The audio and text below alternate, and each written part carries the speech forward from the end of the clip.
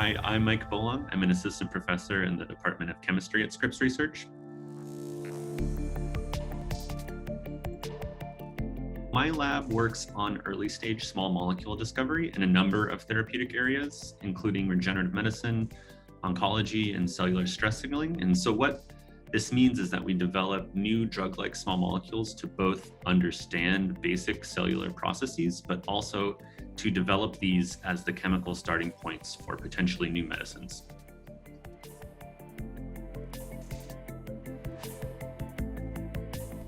I am most excited by projects that really push past the boundaries of what we think is possible. So the idea that we might be able to regenerate organs that are damaged by taking a pill or by using an inhaler really captures my imagination.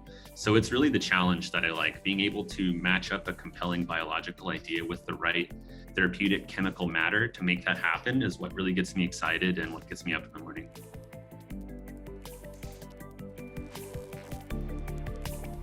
I think a key message from this lecture really is hope for the future in treating presently incurable diseases like heart failure or lung fibrosis. So as I'll describe in the lecture, we're really poised to deliver several clinical candidates that, if successful, will likely dramatically improve disease outcome for patients or even constitute a cure for some of these disease states.